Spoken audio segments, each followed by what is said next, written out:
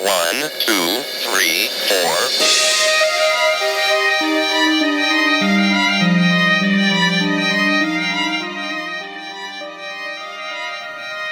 Hi guys, I'm Marie. And I'm Maddie. And this is Lost in the Woods. Hope everyone's being healthy out there. I mean, staying healthy, staying quarantined, washing your hands, buying your toilet paper. When you know what I know, that's not true. I know it's not. Well, I don't know if you guys happened to see our Instagram post this week, but we had quite an exciting week. Yeah. I wanted to see all the police officers. So I got up in the morning. We all got ready for school. I left to go to the gym, and I wanted to sleep. Madison wanted to sleep. If she had gone to school like she was supposed to, none of this would have happened. Just keep that in mind. But I'm at the gym. I'm on the treadmill. Madison FaceTimes me, and I answer, and I'm like, Madison, what do you want? I'm at the gym. And she's like, Mom, there's somebody in the house. And I swear to God. And I was like, okay, hang up the phone and call 911 immediately. Which I did. Which she did. Thanks for listening, Madison. So in the meantime, I run out of the gym, leaving my baby there. My friend's there too, don't worry.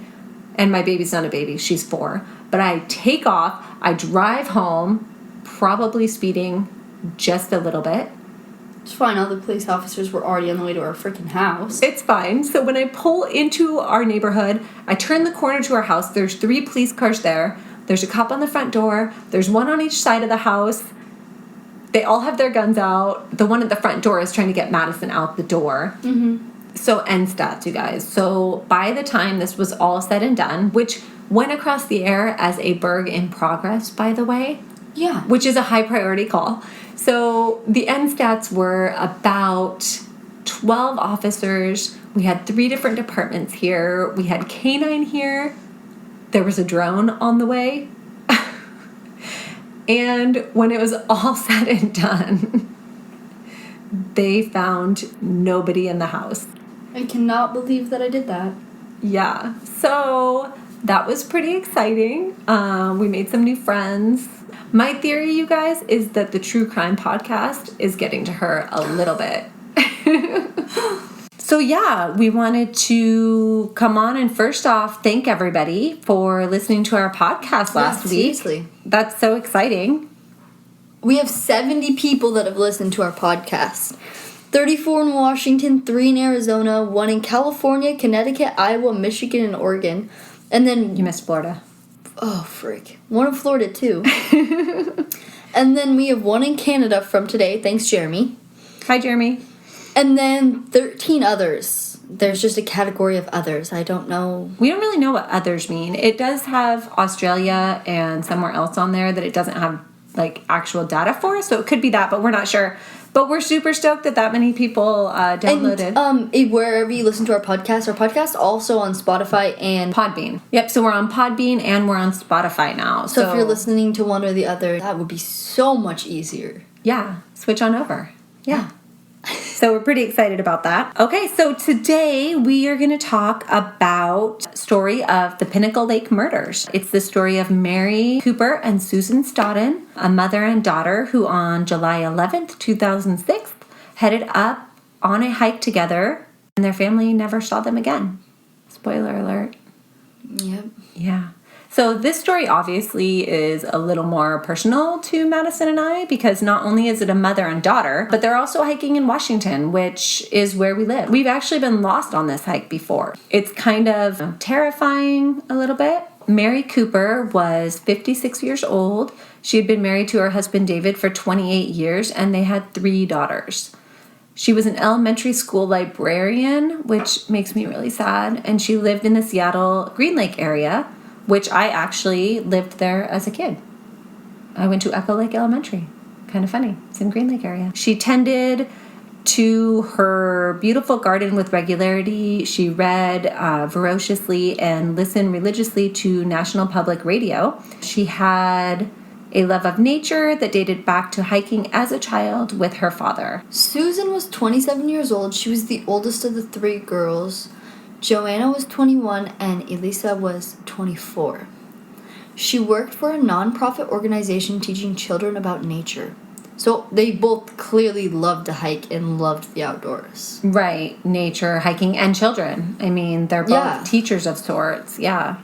She graduated from Western Washington University with a degree in environmental studies and was passionate in her field. She volunteered her time restoring streams, planting trees, and spotting birds. Whatever that means. Spotting birds? I don't know. It's like bird watching. Is that just what it is? I mean, do you document them? Like, what do you do? Assume. Are you just out there with binoculars and a floppy hat? Well, she probably like, does looking what for Sarah birds? does. You know, She's more like botany, but yeah. But yeah, like they document like the plants and the flowers. Okay. Small life. Small life work. She liked birds. She also hiked every opportunity that she had, and she even spent 2 weeks backpacking the Wonderland Trail shortly before her death. Now, that kind of bothers me because I literally just hiked the Wonderland Trail, and it's a really intense hike. It's almost 100 miles. It goes around the entirety of Mount Rainier. My pack on that was 34 pounds with my food and my tent and all of my gear. So that's pretty extreme, 33,000 feet of elevation gain. So she was obviously an experienced hiker. Yeah. That's what even makes this more uncomfortable is that they were experienced. Like, they knew what they were doing. Yeah, they weren't amateurs out there just hiking on a whim. I mean, they actually knew what they were doing. Susan, her roommate, Kate, she was actually invited to go on the hike with them that day, but had decided to decline because she was working on her cover letter for a job application. So if she hadn't been busy that day, she would have been out there hiking the trail with them. It was a Tuesday morning when the mother and daughter duo left in the family vehicle, which was a 1997 Dodge Caravan. They decided to hike Pinnacle Lake, which is a 3.8 mile round trip, so it's a pretty short hike. It's only 12,000 feet of elevation. It's considered technically a moderate hike. It would be easy for us, but for an average hiker, it's probably still moderate. The highest point is 3,800 feet, so not too bad.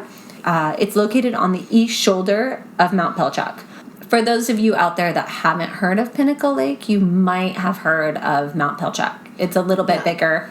We've also hiked that multiple times. It's a great hike. So it's really, there's a lot of wood coverage. It can be a difficult trail to follow. I know back when this particular incident happened, the trail might not have been in as bad of shape. Well, because you have to walk through a landslide now. Right. And where they have like markers, but they're like really shitty markers. Hey, I put some of those markers up. So if you hike Pinnacle Lake and you see the pink tape, before you put the pink tape up, like the first time you went, there weren't like, really markers. Yeah, it was difficult. So basically, if a trail has a landslide, at least in our area, a lot of times people will put sticks up that you're supposed to know just don't go there. Like, it's like literally a stick laying on the path, and it just means don't go this way.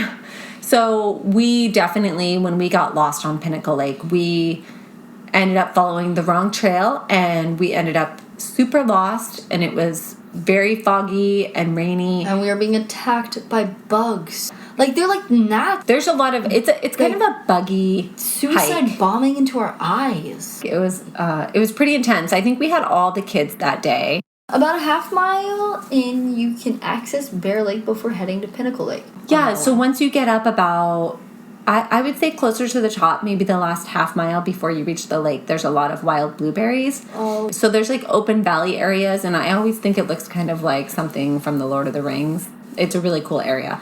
But that's where you find the blueberries. And twice, you guys, so I've hiked this hike 5 times. 2 out of those 5 times, I found a Mylar balloon at the top of Pinnacle Lake. One of them was floating in the air just above the ground with no string, and it was a silver happy birthday balloon. Creepy. Mm-hmm. So not sure what that's doing there, but I'm assuming the balloon was lost and that just happens to be where it ended up. And then the second time was a colorful confetti balloon, and it had been there for a little longer, and it was all the way flat and laying on the ground. But literally, I'm like walking on the trail through this valley and just floating on the ground without not touching the ground, but floating just above the ground is just a happy birthday balloon. Creepy. It was really foggy out too. It's always foggy on that hike. It was one of the creepiest things I've ever seen. Ever. Susanna and Mary had originally planned on hiking Pilchuck, but had changed their minds last minute, most likely due to the amount of snow that would have been at Pilchuck at the time. Right. So Mount Pilchuck is pretty high up there. It is. It's a lot higher up. The trailhead starts a lot higher up. And not only that, but there's a lot of places on Pilchuck where it's very dangerous to hike in a lot of snow. Like a lot of rocks you got to walk across and stuff. Well, I've also heard that Mary didn't love hiking in the snow. Okay. So that could have played a role in them changing their minds at the last minute. But this makes it very unlikely that anyone would have known exactly where they were, because that day the husband even had the wrong trail. Right. He assumed that they were hiking Mount Pilchuck. Yep. The trailhead to Pinnacle Lake only had a few cars in it that day. So Mary and Susan actually chatted with a couple around 10 a.m. near the trailhead. The couple actually headed up ahead of the mother and daughter. While hiking, the couple recalls hearing thunder during their hike. They were concerned about a storm rolling in. Okay, so maybe a possibility that has been presented at this point is that the thunder that they thought they heard was actually gunshots. Yeah.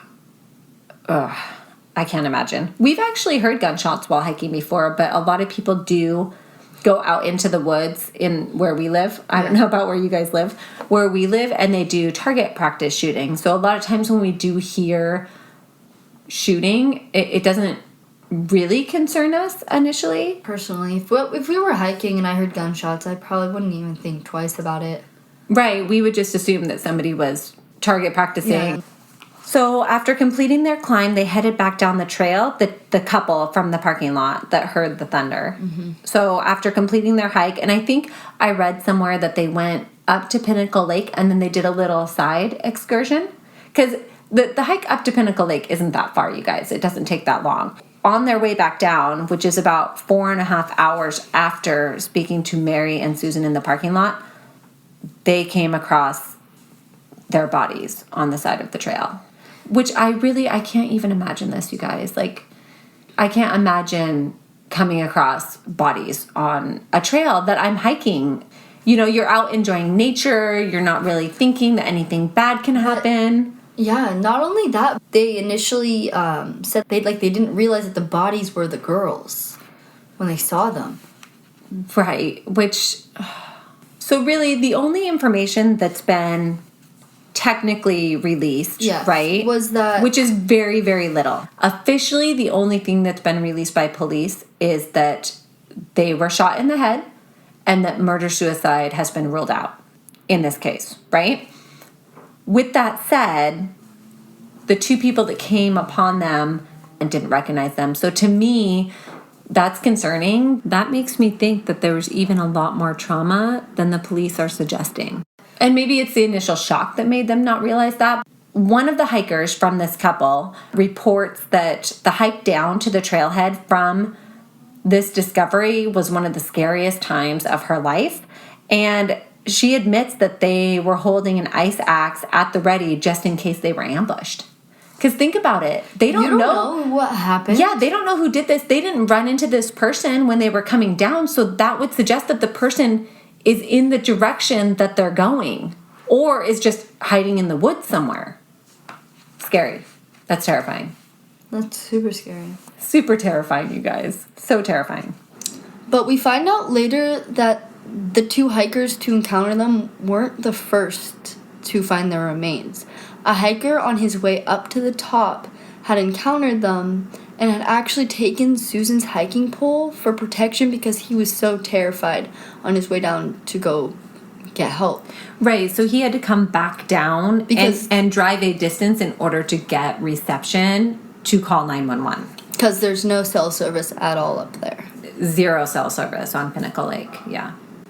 But can you imagine the fear that you would feel coming across something like that and having no way to defend yourself? You know that, or you can assume that whoever did this has a weapon and is dangerous, and you're just out there on your own. Not only are you coming across two people who've been murdered, but you're coming across a horrific scene.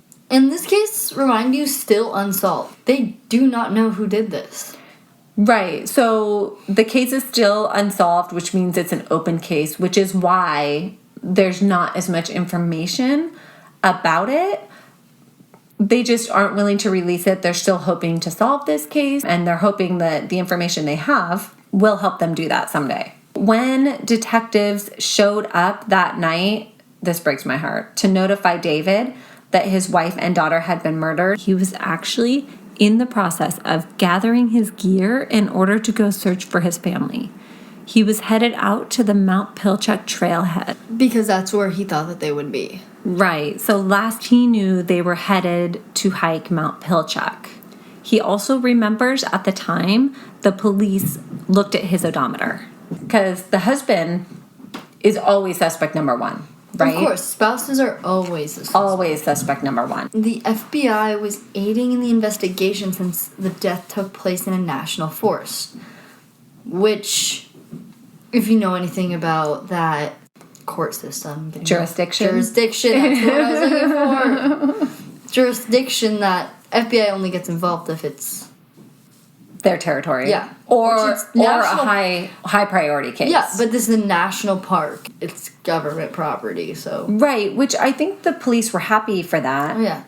Well, they also had profilers involved. Yeah, so the FBI actually did provide a profiler to this case to try to help solve it. They haven't released that profile or that information as of yet. But they did receive over 300 tips. Right, which is a lot. I mean, that's a lot of tips, which none of them panned out. Apparently. So frustrating. I also heard that Snohomish County Search and Rescue, this isn't necessarily related to this case, but Snohomish County Search and Rescue has actually done experiments to test the sound range of gunshots in wooded areas like Pinnacle Lake. They found that the range was actually extremely short unless they could get the sound up above the tree line. Initially, I think the police were hoping that somebody else might have heard things on nearby trails or things like that, and I just don't think that that's the case. I think that the couple that heard the thunder is probably about as close as that sound range would have gone. Yeah, no, I agree. Yeah. So we came across a post that the husband had made not long after the murder of his wife and daughter. Do you want to read some of that? Yeah. So basically he stated that someone didn't just jump out from behind a tree and shoot Mary and Susan. Rather, they were terrorized, assaulted, and shot in the head. He also said that this violates so much of who we are in civilized society that it needs a light beaming on it for a long time and over again. So basically he's saying that someone didn't just hide in the trees and shoot them. Yeah. Right. So he's saying there's more to it than just like they were shot and then that's it. Yeah, there's more than that. Like, right. There were actually reports of some hikers that felt watched and got creeped out while hiking Pinnacle Lake 3 days before the murder, and they actually turned back. Right, which is crazy to me. I mean, we've been really creeped out on hikes before where it's made us question, like, should we continue going? Should we turn back? We pick up the baby, put her, like, we hold her the whole time. Right, like, there was that one hike that we were going through Iron Goat. Iron Goat, for those of you who don't know, is a creepy place. Like, it's a ghost town kind of thing. Like, you feel pretty eerie. Yeah, people say it's haunted. Yeah. It's a fun hike, but we were hiking through there probably a couple years ago. Yeah, so I personally felt eerie the whole time just because I believe in the spirit world, unlike my mother. And but we were hiking through, and once we got deeper, we all started to get a super like uneasy feeling. Right, and it was all of us too, which I don't get uneasy very easily. Madison maybe does, maybe a little bit more. And we were hiking in like a haunted ghost town hike, so maybe we were on guard a little bit more. But I told Madison, I was like, pick up the baby. Like, everybody got behind me. We continued for a little bit longer, and I think it was probably like maybe 500 feet ahead, we actually found a ton of bear activity. Like, the trees were, like, freshly clawed and everything. We were like, this happened today for sure. Yeah, and then when we got home later that day, we actually read... Let's mention, we did go all the way to the tunnel. We didn't go to the ghost town, but we went all the way to the tunnel. We did go all the way to the tunnel, yeah. But when we got home, we actually read that there had been bear sightings, I think the day before, 2 cubs and mom. Mm-hmm. So we're just saying, like, we have our guts for a reason. Like, trust your gut. Just like in the last one, also trust your dog. And trust your dog and trust your gut. Okay, so now we get into some theories. Yeah? Let's do it. So one of the most popular theories out there is probably the random theory. That these 2 women met their unfortunate end because they randomly came across a person that wanted to do them harm. Yeah, they were just victims of opportunity. Which is so scary and so terrifying. This is so scary. So scary. This is also the most popular theory with the police. It's their official theory, really. Yeah. Because they don't believe that anybody had a grudge against them. They don't believe that anybody knew exactly where they were going to be that day, which would have made it really hard for somebody to intentionally target them. Yeah. Right? There's also been some theories out there about it being a possible biker gang initiation. I think that sounds a little crazy, but I've seen that one out there. A stalker, which they found no evidence that anybody was stalking either of these women. Yeah. So I don't feel like that's very credible either. Like, they also talked to that couple in the parking lot, so I feel like if a stalker was there, someone hopefully would have noticed. Would have seen them, for sure. One theory that I liked initially but have discounted now is the Israel Keys theory. Oh, yeah. Yeah, so if you guys don't know who Israel Keys is, he was a quite prolific, actually, serial killer who lived in Washington for a portion of his life. So he was here in Washington from 2001 to 2007, I think. Yeah, 2001 to 2007. So that falls within our 2006 time frame. Yeah. He's most well known probably for killing Samantha Cohen. She was the barista in Alaska that was kidnapped right out of her espresso stand. There's video of this. It is horrifying. Terrifying. She tries to escape from him in the parking lot, like runs, and he catches her. He like crawls in the window. It's so terrifying. I literally can't. But he ended up sending a ransom letter to her parents down the line with a picture of her holding a current newspaper. And at this point, she had already died, and he sewed her eyes open so she would look alive in it. Horrific. But he was known for, that's the case that he was actually arrested for. Mm-hmm. He had said that he killed a lot of people, some even here in Washington. And he was known for hiding these kill kits throughout the states. So he would bury or hide these buckets or containers with things like weapons, cash, like whatever he might need. And the FBI actually ended up finding some of these kill kits. Ugh. Right? So, but they did do all of the mapping on his location, on where he was, and they found that he could not have been responsible for this murder, which is good to know because he actually did kill himself in prison. So we have no idea how many people he has actually killed. So that theory falls, done, can't be the case, right? So then there's also the husband theory, which at this time he has been 100% ruled out. 100%. The police do not believe he had anything to do with this whatsoever. But David was not ruled out till 10 years after the murder. His first 2 polygraphs, which, personal opinion, polygraphs are absolutely you guys, bullshit. Polygraphs are not, okay, they're not admissible in court. They're not real. I'm sorry, No. Although, for most, this is crazy. So, polygraphs are not admissible in court. They have been proven to be wrong a lot, right? However, most police departments still require a polygraph, a pass of a polygraph in order to get hired on. So I find that very interesting that our court system does not have faith in them, yet our police officers take them. Right. I feel like that I could make myself so unsure about my own name that I could get caught lying about it. Madison, I feel like you could do that too. I could definitely do that. I could literally fail an entire polygraph while telling the truth. Or by not understanding the question or something, I'm sure. What if you take a polygraph and you're super drunk and you don't understand much? Like, does it just come up as you're lying about everything? I don't know. I mean, you'd be probably less stressed out if you were drunk. So yeah, but you wouldn't... If you were, like... I'm talking, like, super drunk. Like, don't know your name kind of... Like, you're drunk. I've never been drunk enough that I didn't know my name. Have you been drunk enough that you didn't know your name? Mom, remember when you picked us up from Maddie's? I had to be carried into Maddie's house. Oh, yeah. Don't, you guys... Don't drink so much that you don't remember your name.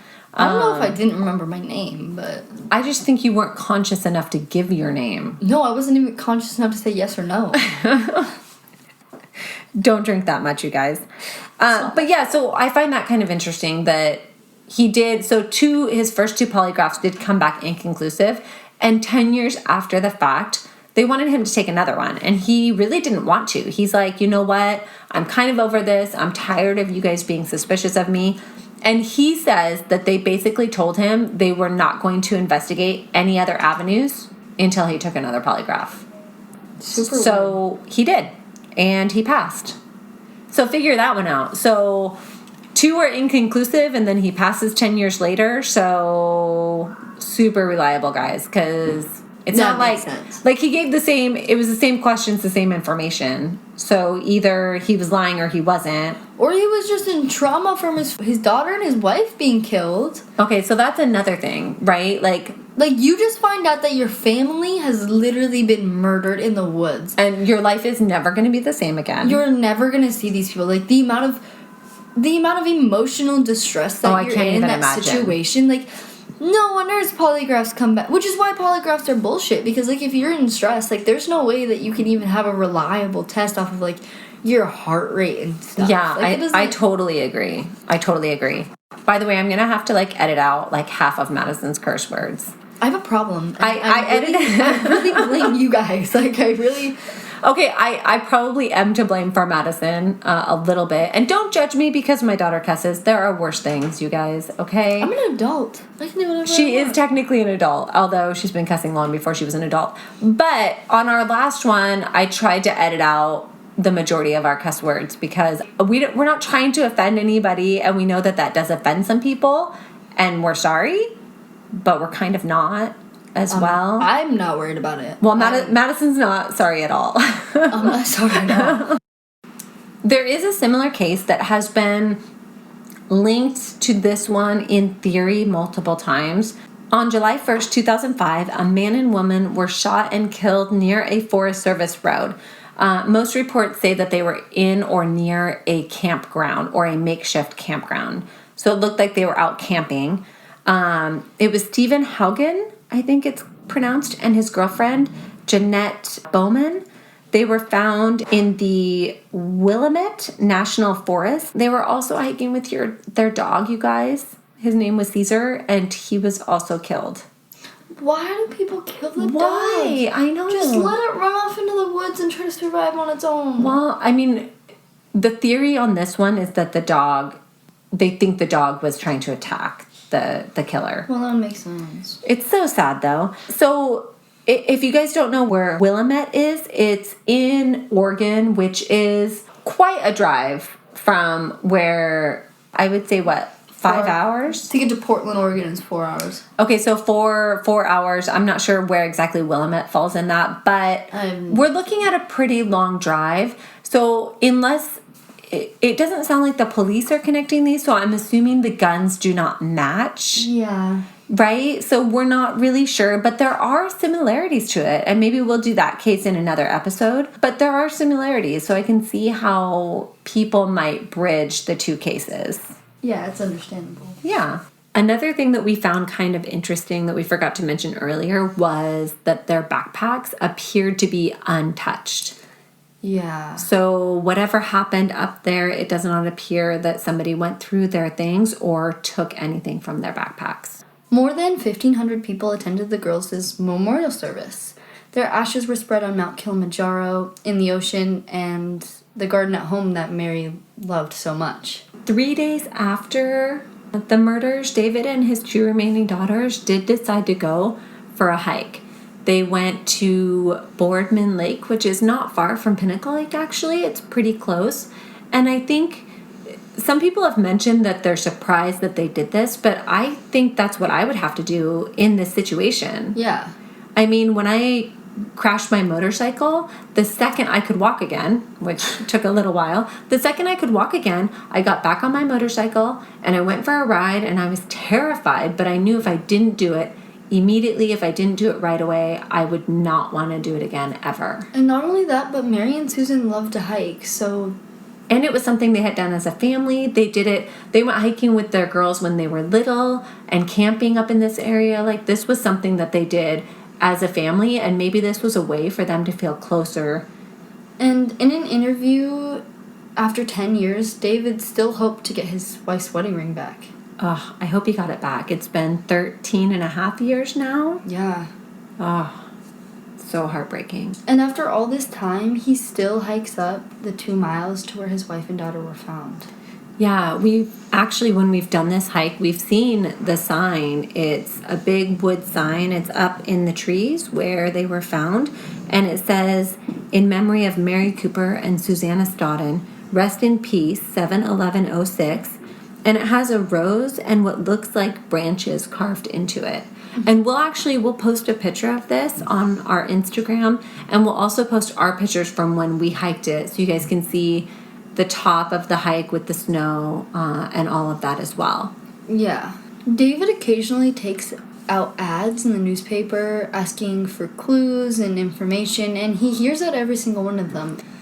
Guys, if I'm honest, like, this case hasn't gotten enough attention at all. Well, not only that, but it's been 13 years. I feel like there is no way that somebody out there doesn't know something about this case. I mean, for somebody who committed this or knows somebody that did commit it to have not heard something in all of this time.